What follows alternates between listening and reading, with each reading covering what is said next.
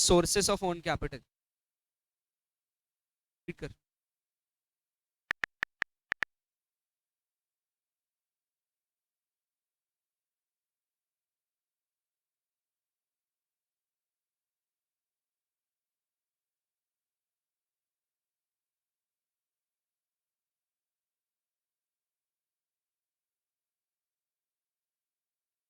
Retained, देखो जो तुमको नोट्स दिए हैं, नोट्स में एक चार्ट है। चार्ट बोले तो कौन, earnings before interest, first page पर ही क्या, बिफोर इंटरेस्ट टैक्स। उसमें से देखो, तो पहले आप क्या माइनस कर रहे हो, इंटरेस्ट। इंटरेस्ट के बाजू में लिख दो लोन, लोन्स। तो एनी काइंड ऑफ लोन, तो पूरा का पूरा बोरोड कैपिटल का हिस्सा वहां चला गया। पूरा बोरोड कैपिटल में जो जो चीजें आपने लिखी कल पढ़े थे हमने, वो बोरोड कैपिटल का पूरा पूरा चला गया वहां पर। ठीक है, उसके बाद आपने गवर्नमेंट को कुछ दिया था, टैक्स। करेक्ट है। उसके बाद वाला point important, percent reserves. Reserves mean कहाँ से होती, प्रॉफिट से होती ना। कहाँ पढ़ा था ये बता, सेविंग्स, सेविंग्स के दो हिस्से याद है क्या। तो हम इस बात करी, कम बिजनेस के लिए क्या है प्रॉफिट, चार है ना, फोर फैक्टर्स ऑफ प्रोडक्शन वाले। बिजनेस के लिए क्या लिखा, एंटरप्रेन्योर के लिए क्या लिखा है, turns for the entrepreneur is profit. पर वही चीज है, प्रॉफिट कमाया, अब जो भी बट रहा है वो कहाँ से बट रहा, प्रॉफिट का बट रहा है। तो प्रॉफिट में का कुछ हिस्सा आपने क्या कर लिया, सेव कर लिया, दैट इज नथिंग। क्या क्या, तो स्टेप वन क्या था, प्रॉफिट कमाना। स्टेप टू क्या है, सेविंग करना। और स्टेप थ्री रहेगा, इसको कन्वर्ट करना इनटू कैपिटल। टू आया क्या ये, था कि नहीं समझा। स्टेप थ्री जो है, दैट कन्वर्जन टू कैपिटल, काय का कन्वर्जन, रिजर्व्स का कन्वर्जन इनटू कैपिटल। इसके लिए आपको सबसे पहले क्या करना पड़ा, प्रॉफिट कमाना पड़ा। करेक्ट है कि नहीं। तो जो रिटेन्ड अर्निंग्स है, तो रिटेन्ड अर्निंग्स बोलते हैं पूरे। रिटेन्ड अर्निंग्स ये आपका secondary source of owned capital, बोला मैंने, secondary source of owned capital है। प्राइमरी सोर्स क्या है, शेयर्स। क्या है प्राइमरी सोर्स। फिर उन्होंने एक स्टेटमेंट यूज किया कि owned capital should be your initial source of fund. क्यों पढ़ा है अपन ने, क्यों बताओ। Owned capital initial source of fund होना चाहिए, मतलब जब बिजनेस की शुरुआत कर रहे तब। पढ़ा है अपन ने, बोलो, बोल, बोलना सीखा है अपन ने। वन, नहीं, initial source of capital owned इसके लिए होना चाहिए क्योंकि तब नया नया आपने बिजनेस क्रिएट किया है, और तब बिजनेस प्रॉफिट में है क्या, नहीं।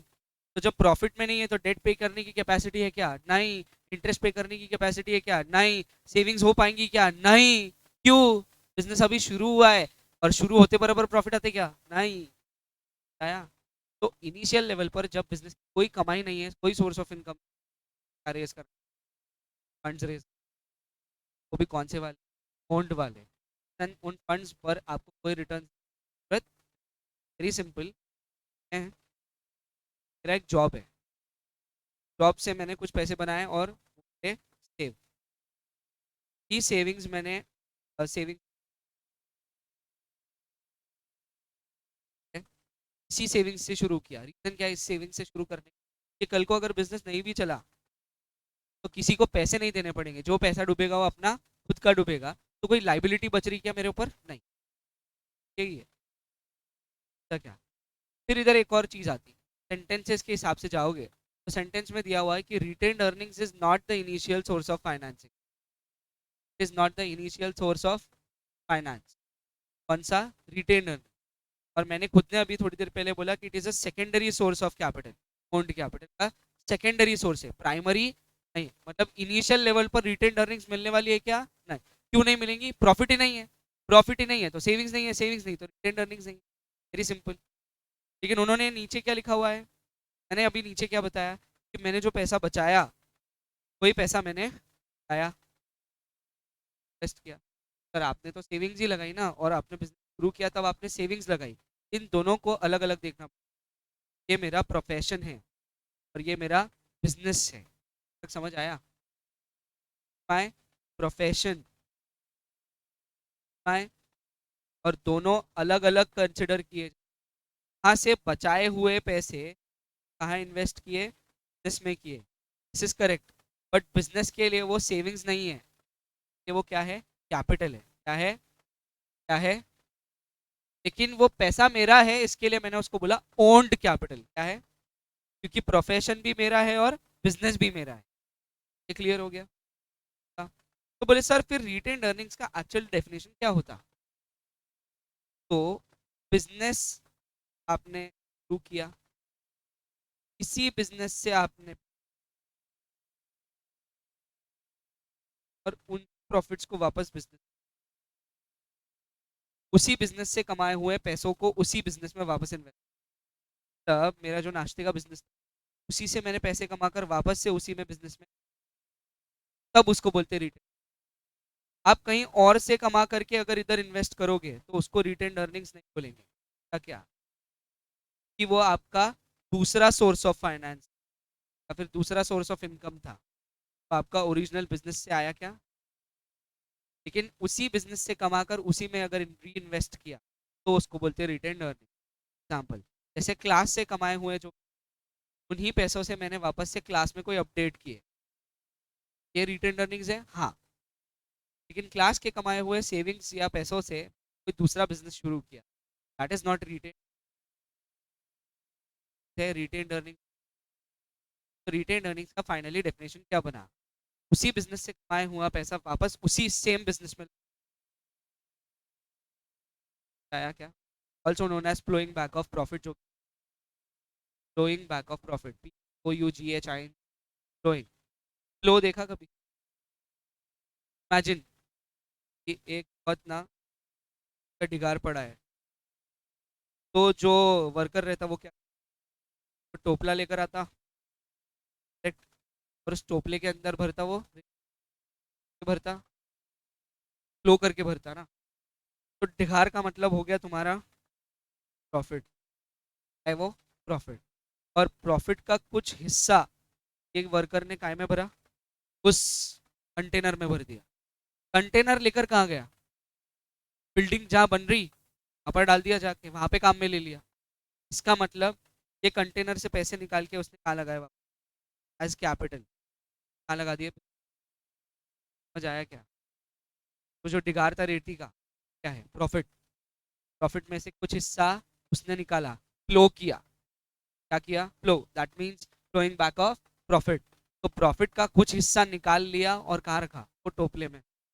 वो टोपला लेकर किधर गया? बिल्डिंग बनाने में। करेक्ट है कि नहीं? तो बिल्डिंग बनाने में जब लगा दिया उसको क्या बोलते हैं? कैपिटल। आया क्या? तो सेम केस की वहां पर अपन बोल रहे profit is nothing but, profit में से ही निकला हुआ है क्या?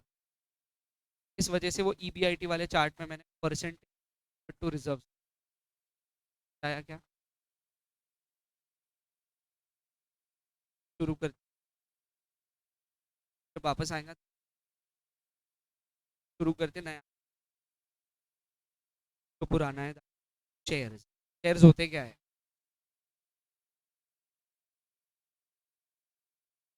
आज ना मैंने बोल दिया, बर्थडे पार्टी है तुम खुद की, जितने ज्यादा लोगों को बुलाओ उतना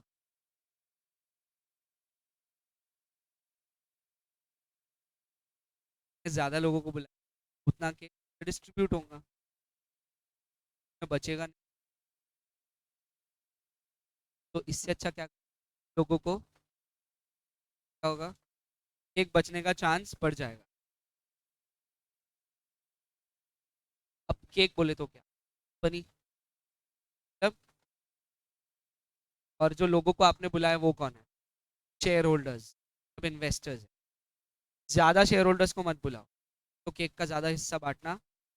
तो केक को आप कंपनी ना कंसिडर करते हुए कर लो प्रॉफिट कंसिडर, केक माने प्रॉफिट।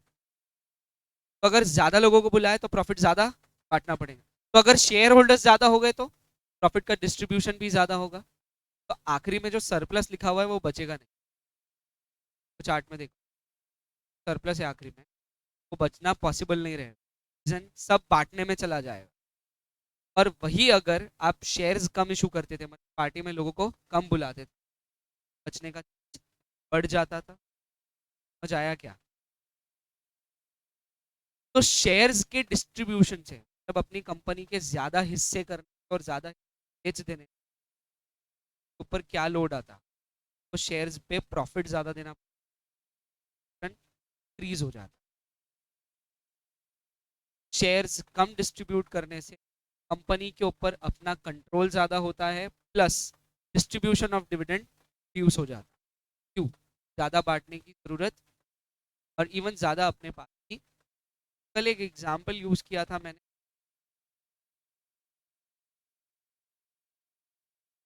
एप्पल। एप्पल ने क्या किया, बहुत इन्वेस्टमेंट अट्रैक्ट किया पहले, बहुत शेयर होल्डर्स बनाए, लेकिन जैसे ही एप्पल को रियलाइज हो गया कि अब वो एक बहुत लार्ज प्रॉफिट में, तब उसके पास में बहुत सारा सरप्लस पड़ा रहता, बहुत सारी उसके सेविंग्स है। तो बोले अपन जो अभी कमा रहे हैं, कंपनी बोल, जो अभी अपन कमा रहे हैं वो कमाई ज्यादा काय में जा रही, बांटने में, यूज बांटने में जा रही, कि शेयर होल्डर्स बहुत ज्यादा है, और अब शेयर होल्डर्स ज्यादा है, इस वजह से वो कमाई डिस्ट्रीब्यूशन में ज्यादा। शेयर होल्डर होते कौन? Share holder are nothing but people who have invested in your company and have taken a share of your company, सा खरीदा। सिंपल एग्जांपल, मान लो एप्पल के 3 ओनर्स है, ठीक है? मान लो हाँ, ए के पास में 50% है,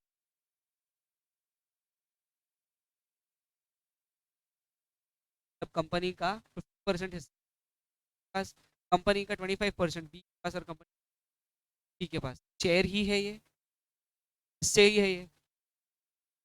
कंपनी ने प्रॉफिट बनाया 100 करोड़, सारा डिस्ट्रीब्यूशन हो चुका है, नेट प्रॉफिट बचा कितना, 100 करोड़। ए को कितना मिल रहा, बी को कितना मिल रहा, को कितना मिल रहा, बराबर है, करोड़, 25 करोड़ और 50 करोड़, करेक्ट है। अब अगर इसमें मैंने पास पैसे बहुत जमा हो, पास बहुत पैसा जमा हो, तो मैंने क्या बोला सी को,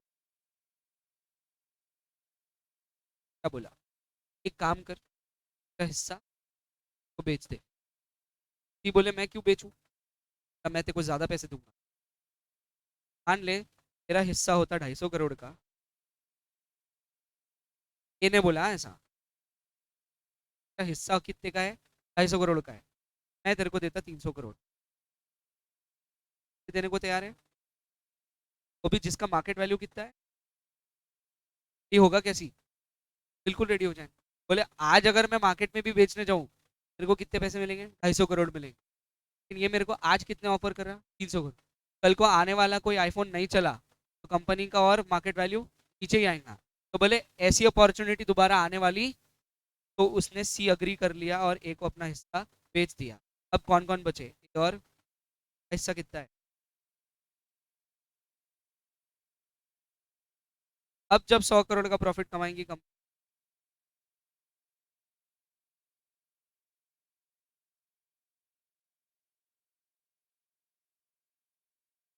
क्योंकि आपने शेयर होल्डर्स कम।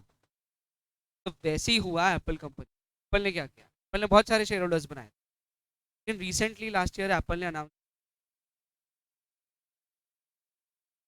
बाय, बाय बैक वही है जो ए ने साथ किया है, वही सेम कॉन्सेप्ट है। यहाँ पर सिर्फ एक कंपनी अपने शेयर होल्डर्स से बात, यहाँ पर एक खुद एक शेयर होल्डर था और उसने यहाँ पर कंपनी ने अपने जो हिस्से करके लोगों को बेचा था, उनसे वो हिस्से कंपनी वापस खरीद रही है, को बोलते बाइंग बैक।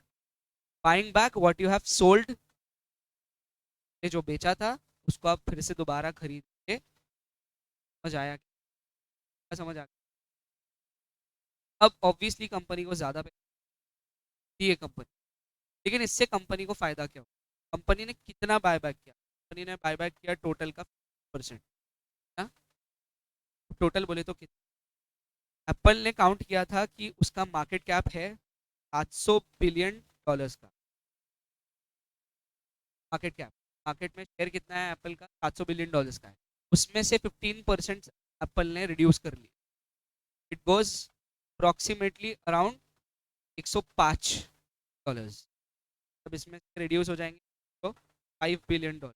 अब कितना हो गया बच गया मार्केट? 595 बिलियन डॉलर्स का market capitalisation. 700 billion dollars raise किए थे कंपनी पहले। अब एप्पल को पता है कि वो एक प्रॉफिट मेकर है और उसके पास में बहुत सारा सरप्लस और सेविंग्स। एप्पल ने वो सरप्लस और सेविंग्स पड़े रहने देने से बेटर क्या ऑप्शन किया? ये सेविंग्स और ये प्रॉफिट यूज किया अपने ही शेयर्स वापस बाय करने। तो अपने ही शेयर्स जब उसने वापस बाय किए, कितने बाय किए? 105 बिलियन डॉलर्स के शेयर्स उसने 15% शेयर्स बाय बैक किए मार्केट वैल्यू। तो अब मार्केट में से उसने कितने उठाए थे पहले? 700 बिलियन। अब मार्केट को कितने वापस दे दिए? 105। अब उसके खुद के पास कितने बचे? 590 पास बचे। लेकिन उसने क्या हासिल कर लिया? मान लो एप्पल का खुद के पास 50% था, अब उसके पास में और कितना आ गया? अब उसका टोटल स्टेक कितना? बोले सर ये फायदे क्या काम? सिर्फ प्रॉफिट के काम का नहीं है, डिसीजन मेकिंग के काम का भी। कि अब एप्पल कंपनी का खुद के ऊपर कंट्रोल 5%। तो अब एप्पल कंपनी जब भी कोई मीटिंग करती उसमें इन्फ्लुएंस है, पर कहीं ना कहीं दबाव क्रिएट, डोमिनेशन। क्यों? 5% उसके पास है और बाकी का डाइल्यूटेड है। जैसे एक कंपनी है जो कर नहीं कर,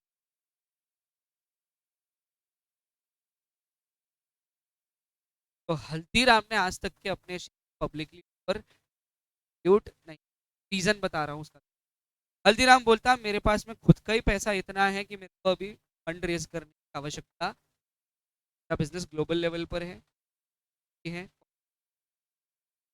प्लस साथ ही साथ इंडिया से भी काफी सारे मेरे पास बिजनेस है, तो पैसा बहुत मिलता बिजनेस से ही, मेरे को बाहर से फंड जरूरत नहीं। इसलिए आज तक के हल्दीराम ने कितने मेंबर्स बनाए? जो मेरे 3 साल पहले पढ़ा था उसके अराउंड कंपनी में सिर्फ 50 मेंबर्स है कितने? और ये 50 मेंबर्स ही 50 शेयर होल्डर्स है, इंक्लूडिंग हल्दीराम हिमसेल्फ। अब जो हल्दीराम के ओनर है उनको खुद को मिलाकर 50 लोग हैं, 49। और ये एक प्लस 49 जो है, और जो ये 49 है वो भी सारे उसके रिश्ते, कोई भी आउटसाइडर नहीं, कोई भी आउटसाइडर। अब बोलो इससे हल्दीराम को फायदा क्या है? रिश्तेदार सारी किसकी सुनते हैं? तब जो ओनर है उसकी, ओनर जो है ना वो एक सिंगल पर्सन, उसी की सुनते हैं। क्यों? उसने बिजनेस बनाया, उसने सारा बिजनेस क्रिएट, इतना बड़ा लार्ज लेवल पर बिजनेस उसने लेकर गया, सारी मेहनत उसकी है। वो नहीं चाहता है कि कोई आकर मेरे बिजनेस पर रूल। तो बोले क्या हो जाता अगर हल्दीराम आईपीओ कर देता? मार्केट में बहुत फायदा होता, बहुत पैसा आता था। लेकिन हल्दीराम को सबसे क्या नुकसान होता था? उसको अपने केक के बहुत सारे पड़ते थे और लोगों को देने पड़ते, जिस वजह से उसके खुद के पास केक का एक कम हिस्सा बचता था, बड़ा हिस्सा वो 100% जहाँ जिसके पास में कंट्रोल है कंपनी, हाँ उसका कंट्रोल आ जाता था। मान लो 40% और बाकी का 60% और के हाथ। तो डिसीजन मेकिंग करते वक्त जब स्पेशल रेजोल्यूशन पास करना, उसको लोगों के सामने झुकना पड़ता, कंट्रोल क्योंकि पास से आ चुका। इस वजह से जब डिसीजन बात आती, डिसीजन मेकिंग में भी उसका वोट कितना है? 40% का। ये कितना 35%, तो जो ऊपर के 35% उसके लिए लोगों के सामने लाना पड़े तो वोट तो मेरे को डिसीजन आगे बढ़ना है। Haldiram is not a believer of these. Ram बोलता मेरे को जरूरत ही नहीं कुछ करने, तो बोले ज्यादा से ज्यादा कंट्रोल मैं चाहता हूँ कम हो, और उसने रखा है। आज तक आईपीओ नहीं किया, इस वजह से हल्दीराम के सारे डिसीजन स्पीड में इंप्लीमेंट होते हैं कि डिसीजन वो खुद लेते हैं, उनको किसी से पूछने की जरूरत क्यों नहीं है, क्योंकि आज तक उन्होंने कभी शेयर्स मार्केट में तो कोई रेजोल्यूशन पास नहीं करना, सारा इन हाउस है, सब सारा कुछ के अंदर ही है। घर के अंदर क्यों, ये 50 लोग भी कौन है, सारे रिश्तेदार की सुनेंगे, सिंगल ओनर बताया क्या। तो कहीं ना कहीं उसने कंपनी से अपना कंट्रोल जाने, तो पार्टी में लोगों को बुला 1% बर्थडे वाले का फुल कंपनी लोगों को डिस्ट्रीब्यूशन कर, और अगर पार्टी में लोग बुला बर्थडे गर्ल का,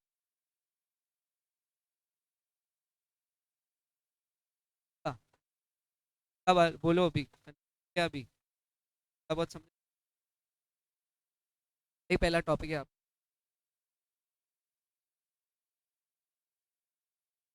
जो चीजें मैंने ऊपर बताई बहुत कंसेप्चुअल है, क्लैरिटी देने के लिए, बैकग्राउंड देने के लिए, याद रहा बहुत बढ़िया, ये भी याद रहा, थोड़ा बहुत भी याद रहा तो मेरे काम में है, कि मेरे को ज्यादा एफर्ट्स।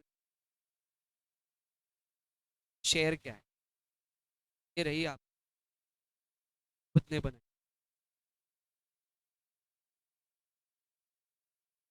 ठीक,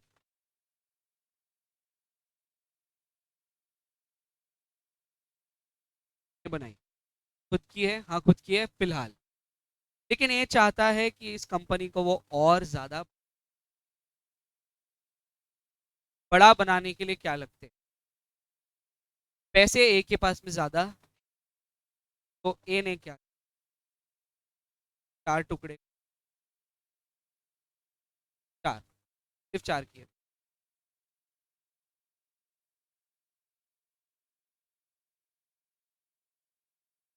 और ए ने डाइल्यूट कर दिया उसमें का इस, मतलब क्या, फ्यूजन बोले तो 25% हिस्सा मार्केट,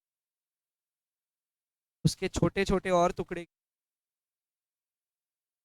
और हर शेयर को मार्केट पर्टिकुलर भाव पर बेच दिया।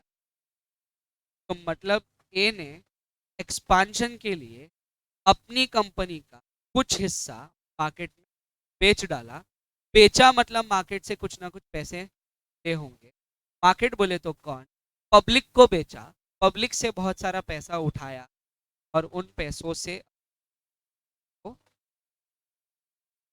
जाया, फायदा हुआ है, क्या फायदा हुआ है, मार्केट में शेयर बिक गए, प्लस उसको मिल गए पैसे, तो एक्सपांड, लेकिन नुकसान भी हुआ है अगर ए के नजर, तो क्या नुकसान हुआ, हाँ ए के पास पहले 100% कंट्रोल था कंपनी पर, ए ने बेच दिया अपना 25%, जिस वजह से अब ए के पास में कंट्रोल बचा सिर्फ, और अब जब भी कंपनी प्रॉफिट कमाएंगी तो 1 करोड़ कमाएंगी, उसमें का एक हिस्सा 25% का लोगों को देना पड़ेगा, और 70, फिर एक दिन और पैसों की जरूरत है फ्यूचर एक्सपांशन, ए ने बाकी और 25, इस बार लेकिन उसने अपना शेयर ज्यादा दाम में, लास्ट टाइम जब बेचा था तो एक लो वैल्यूएशन, लो वैल्यू क्यों था, तब ए ने सिर्फ बिजनेस सोचा ही था, तब नया नया बिजनेस था और नया नया आईपीओ लॉन्च किया, लेकिन इस बारी ऑलरेडी मार्केट में उसके शेयर्स थे जो ऑलरेडी लोगों ने खरीदे हुए, लोगों को ए ने काफी प्रॉफिट दिया, जिस वजह से now the people are saying कि को और ज्यादा शेयर्स चाहिए। पहली बारी जब उसने अपना 25% बेचा था तब उसको बोला था आई पी और दूसरी बार अब जब वो अपना रिमेनिंग 25% उसको बोलेंगे एफपीओ। एफपीओ बेचते वक्त उसने ज्यादा वैल्यूएशन पर बेचा तो उसको इस बार पैसे ज्यादा, नो डाउट एक्सपांशन के पैसे बहुत क्लियर है। लेकिन अगेन ए के पर्सपेक्टिव सोचो तो उसका क्या नुकसान, 75% जो उसके पास बचा और 50% बचा परसेंट रोल ऑफ। तो अब जब भी ए डिसीजन मेकिंग करेगा तो पहले उसको बाकी लोगों से पूछना पड़ेगा।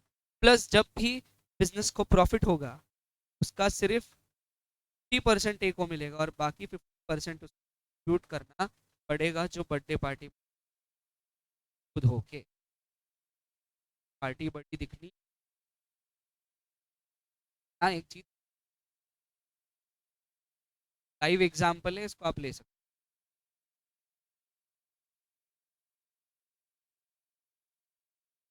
हो। नहीं है नहीं, बड़ा नहीं है। दूसरा साइंस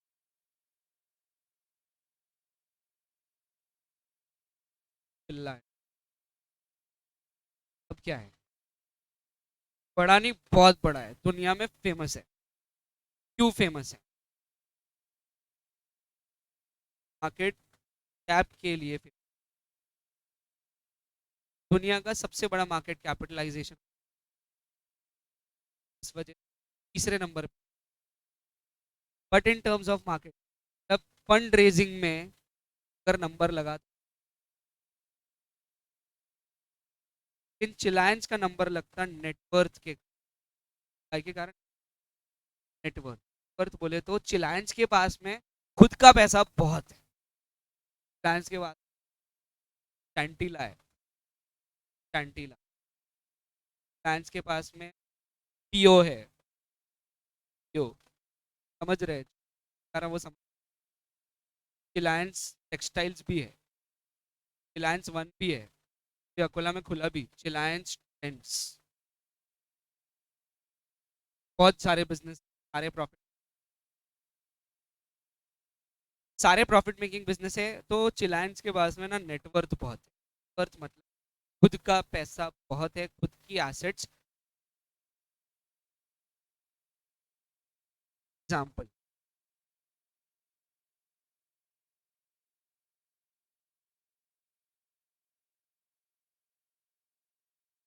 कौन? अब लेंसकार्ट का बिजनेस कितना बड़ा है? 1000 करोड़, 1000 करोड़ का बिजनेस। लेकिन पीयूष बंसल की खुद की एसेट्स,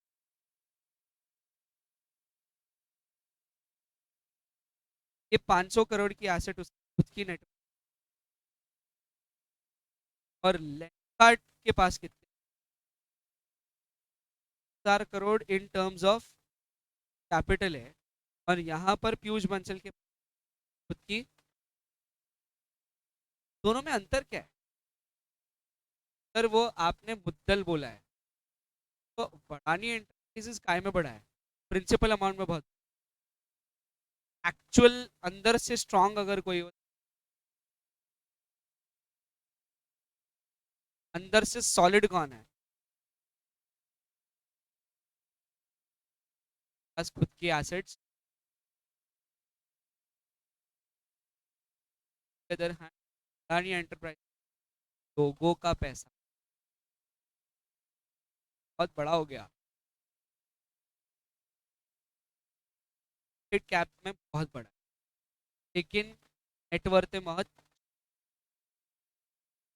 और रिलायंस नई मार्केट कैप में उससे कम है, पर नेटवर्थ में उससे कई ज्यादा है, कई ज्यादा है, बहुत ज्यादा है।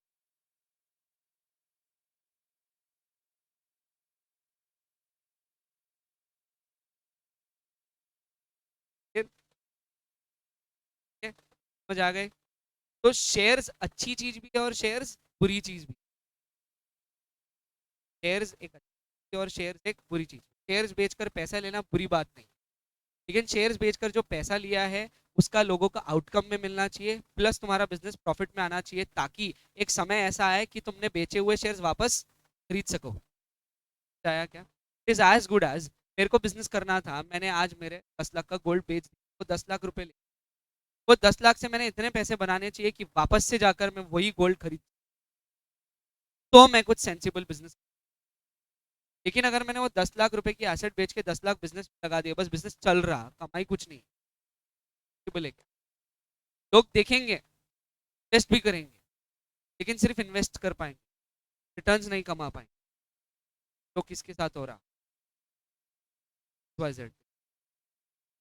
लेकिन लोगों ने बहुत पैसा 70 साल पहले लगाया, और 70 साल बाद में वो 100 गुना बढ़ चुका, तो करोड़ों रुपए कमा चुका गए थे, और अब इस स्टेज पर आ गए कि आप अपने बायबैक कर, जो एप्पल कंपनी, तब वो बिजनेस बोलेंगे कि तब फ्रॉम वेयर इट स्टार्टेड यहाँ पर वापस आया, और जो उसने बेचा था उसने बस, तब बोलेंगे कि क्या क्या, हमें कोई अब जो कैपिटल भी उतना ही इम्पोर्टेंट है, प्रॉफिट भी उतना ही इम्पोर्टेंट है, प्रॉफिट के भी उतनी इम्पोर्टेंट है, और फिर से उस सेविंग्स को कैपिटल में कन्वर्ट करना, चुकाना भी होता पक्का प्रॉब्लम है। एक definite share is a share in the share capital of includes stock, with stock is और एक का नहीं दिया, आपको दिया हुआ है share is a share stock full, याद किया था अपन ने, a share is a share in the share capital of the company and includes stock, याद है? शेयर एक बड़े से हिस्से का एक छोटा सा हिस्सा, बड़ा सा हिस्सा बोले तो क्या, कंपनी, कंपनी का एक छोटा सा, सबसे छोटा हिस्सा क्या है, शेयर। मतलब कंपनी ने अपने बहुत सारे क्या कर दिए, पीसेस कर दिए, और पीस करके कंपनी ने मार्केट में उसको तो बेचा, पब्लिक को बेचा, और लोगों ने वो पीसेस खरीदे, खरीदे बोले तो कंपनी को मिला पैसा एज कैपिटल, एज कैपिटल। इन पैसों पे रिटर्न्स देना कंपलसरी नहीं है। रीजन, लोगों ने आपकी कंपनी का हिस्सा खरीदा है, वो बने आपकी कंपनी हिस्सेदार, शेयर होल्डर्स। और जैसी आप बोलते हो शेयर होल्डर्स, वो सिर्फ दुख के साथी नहीं, सुख के भी साथी है, और वो सिर्फ सुख के साथी नहीं, दुख के भी साथी, मतलब they are also share holders in the profits as well as in the, तो जब प्रॉफिट होगा तो तुम्हारे साथ पार्टी भी करेंगे, जब लॉस होगा भी करेंगे, इस वाला, क्या समझा? फिर आगे सेक्शन दिया हो, क्या सेक्शन, सब सेक्शन की और मिला,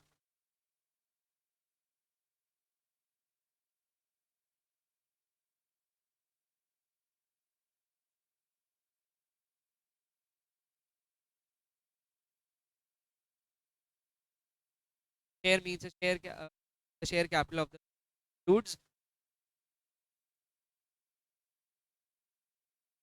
हाँ, एक और चीज शेयर के बारे में ज्यादा जान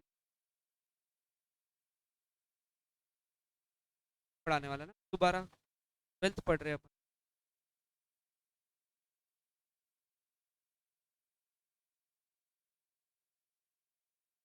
पार्ट इसको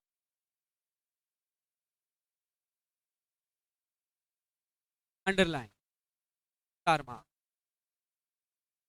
part of value is,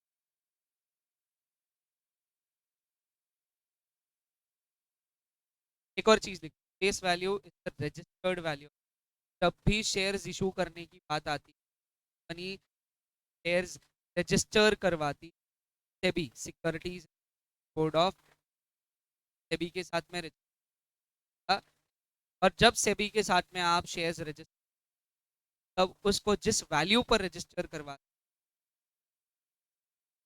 stock market जब रजिस्टर होते हैं, रजिस्टर मींस आपने शेयर्स अभी सिर्फ बताए हैं कि आप इशू करोगे, या फिर आपने शेयर नाम का कुछ कॉन्सेप्ट कर लिया है, टुकड़े कर लिए, तब जब आप बताते हो तो दैट्स अ फेस वैल्यू। जिस रेट पर वो मार्केट में उतरता है उसको बोलते हैं लिस्टिंग वैल्यू। क्या बोलते हैं? लिस्ट प्राइस, लिस्टिंग प्राइस बोल। जिस रेट पर वो मार्केट पर चल रहा है अभी, उसको बोलते हैं सीएमपी, करंट मार्केट प्राइस, जो आपने कल फॉर्मूला था आपकी, capital market capital to total number of shares issued by the company into current market पर, वो है आपका करंट मार्केट टाइप के वैल्यू। किस value? Issue price, that is listing value, और तीसरा होता है current market price, that is market value. तीन टाइप के प्राइस चाहो तो देख सकते हो, ढूंढो रे ढूंढो। ला, कहाँ मिला? 18th पेज नंबर पे, फेस वैल्यू, मार्केट वैल्यू, और पेज पलटो ना दादा, ऊपर देखने मिलेंगे। ठीक है, नीचे है। अच्छा, 15th में नीचे कौन सा दिया हुआ है? फेस वैल्यू, दूसरा इशू, और आखिरी मार्केट प्राइस। तीन मिले? ठीक है, यही बताया अभी मैंने। ठीक है, आ जाओ वापस। ठीक है, ठीक है ना, लाइन गया था ऊपर, ऊपर वाले पैराग्राफ पढ़ने से पहले, कैपिटल एक लाइन गया था, लाइन था प्रमोटर्स वाला। प्रमोटर्स डिसाइड करते कि शेयर कैपिटल कितना अच्छा। ये मैंने आपको 11th में कहा, इस नाम, ऑथराइज्ड कैपिटल। ऑथराइज बोले तो प्रमोटर्स को पता है उनको कितना फंड रेज करना है आने वाले, तो वो परमिशन लेते जाकर कि हम कितना कैपिटल, और भी डिफरेंट इंस्टीट्यूशन से वो परमिशन, वो आने वाले समय कैपिटल, हाँ, वो कैपिटल रेज करने के लिए वो पहले एक कैपिटल को रजिस्टर करवा as authorised. Chapter number, chapter number 3 का पेज 2 निकालो, come on your left hand. क्या चार्ट? सेम चार्ट अपन ने लिखा था 11th स्टैंडर्ड में, तब बोला भी था कि ये चार्ट दोबारा आएगा। लिखा सबसे ऊपर का value registered value, authorised value या नॉमिनल, वर्ड्स दिखे, ऑथराइज्ड, नॉमिनल और रजिस्टर्ड। ठीक है, ये है जो इस प्राइस पर को करवा,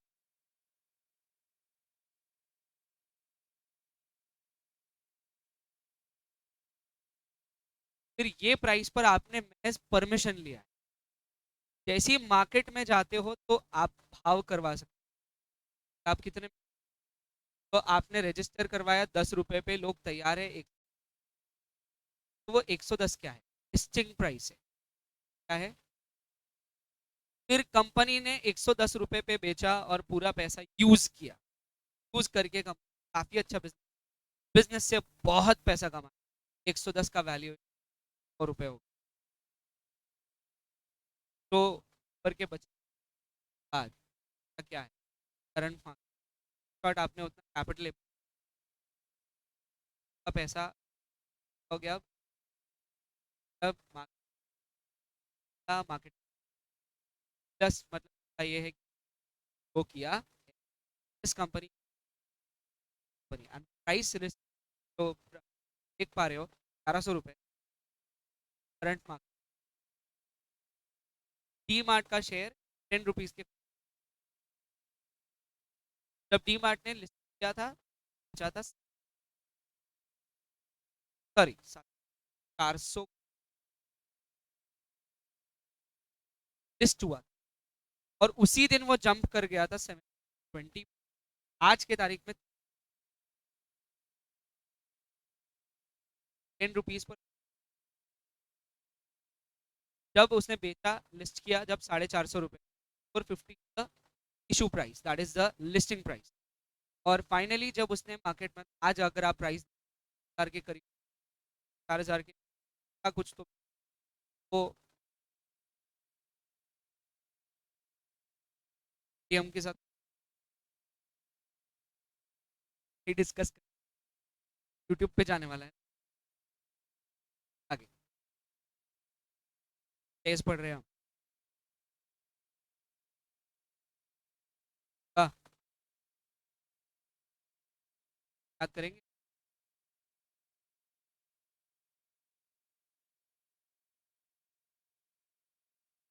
फिर ये कैपिटल है,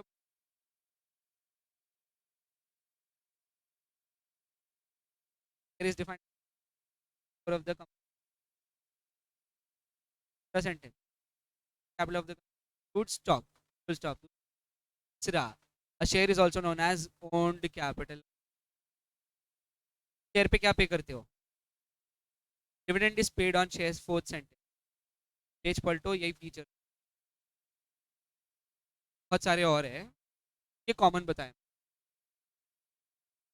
कोई बता, नोट्स का पेज पलट रही। कौन सा पेज पलटने बोला? उधर ही लिखा हुआ है सब।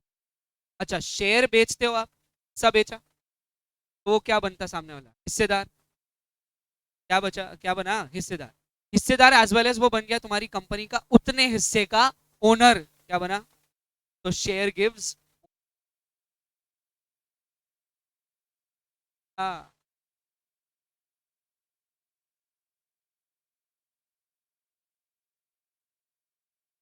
smallest unit. इसको और फर्दर डिवाइड नहीं, smallest। जब अगर फर्दर डिवाइड किया और भी हो सकता है, करते हैं बहुत लोग करते हैं, उसको बोलते हैं स्प्लिट। पहले एक शेयर बेचा था, का करंट प्राइस से, और डीमार्ट ने बोला हम एक शेयर को 10 शेयर में बांटने चाहते हैं, का वैल्यू हो गया, एक के 10 हिस्से कर दिए, एक शेयर के 10 और शेयर्स कर दिए, और ज्यादा उन्होंने शेयर्स का नंबर बढ़ा दिया, बोलते स्प्लिट। अगर स्प्लिट हो सकता है तो मर्ज भी हो सकता है। क्या क्या, मान लो पहले डीमार्ट के 10 शेयर कितने, 30, सॉरी 10 शेयर इंडिविजुअली पर शेयर करके, उन्होंने बोला मर्ज कर दो, एक शेयर कितने का हो? 30,000। क्या क्या, स्प्लिट क्यों किया जाता? स्प्लिट किया जाता ट्रेडिंग पर्पज के लिए, ज्यादा से ज्यादा वो मार्केट में ट्रेड हो, इसके लिए करते स्प्लिट। क्यों सर, स्प्लिट करने से क्या फायदा? ये वाला भी ट्रेड, क्या रीजन है उसका? छोटे से छोटा पर्सन भी अपना अमाउंट इन्वेस्ट, स्प्लिट हो जाता है। 3,000 का शेयर खरीदेगा क्या? नहीं, लेकिन 300 का खरीद पाएगा, हाउ? उसका वैल्यू कम कर दिया आप, वो ले पाएगा, क्या? और अगर वही आपने 300 रुपए के हर, सॉरी 3,000 की पर शेयर को 10 शेयर को कंबाइन करके एक बना दिया, का बन जाएगा 30,000। अब आप क्या चाहते हो?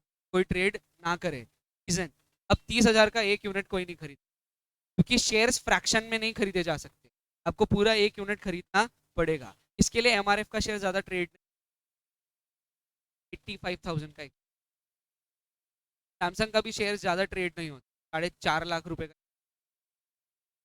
ट्रेडेबल नहीं है, ज्यादा नहीं खर्च करके। और अगर स्प्लिट किया मतलब समझ जाना कि वो क्या चाहते हैं, ज्यादा ट्रेड हो मार्केट, है ना? देखो कॉन्सेप्ट है बहुत अलग तरीके से। There was a time investment was a precious चीज, प्रेस्टीज पॉइंट था। पॉइंट का मतलब सिर्फ पैसे वाले लोगों के लिए था इन्वेस्टमेंट, क्या पैसे वाले लोगों के लिए? तब जो बहुत ही रिच पीपल थे उनके लिए ये वर्ड था, investment was only rich people, but now investment smallest person, गरीब से गरीब भी लगा सकता है शेयर्स की वजह। बहुत सारे शेयर 1 रुपए से नीचे वाले भी, वैल्यूएशन पॉइंट में, में बहुत सारे शेयर जैसे 5 रुपए वाले भी, रुपए वाले भी, 1000 वाले भी है, 10,000 वाले भी है, 1 लाख। छोटे में तो now invest become for everyone. क्या था? पैसे वाले लोगों। अब क्या हो गया?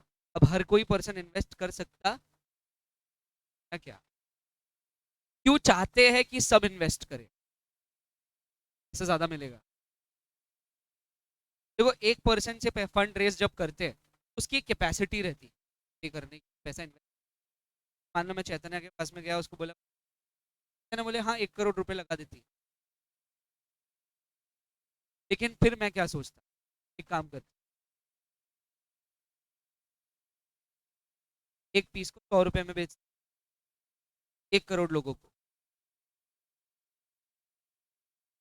1 करोड़ शेयर्स बेच, पर पीस का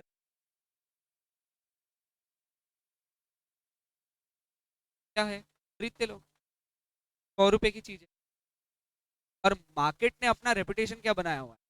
मार्केट, अगर आप 50 साल का रिकॉर्ड देखो तो ऐसा है, क्या ऐसा 4 रुपए का था सेंसेक्स, आज कितने का? 1000 पॉइंट से। मार्केट का अगर 50 साल रॉकेट है, लोग यही देखते हैं, बोलते हैं,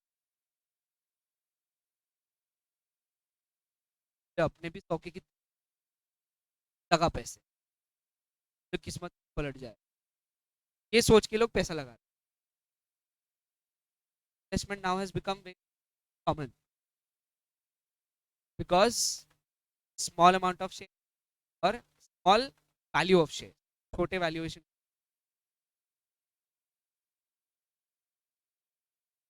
तो आज की तारीख में यार कम से हर की सेविंग बचा के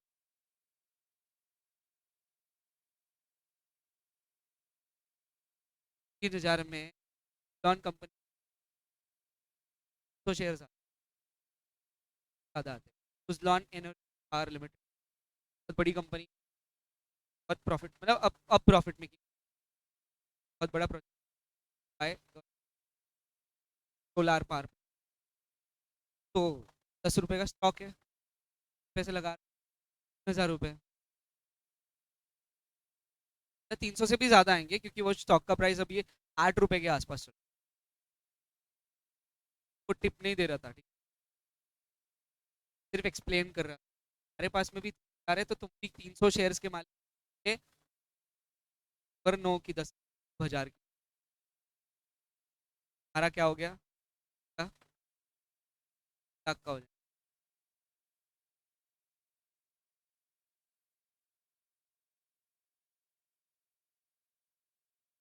मेरे को डिस्क्लेमर डालना पड़ता भाई इधर।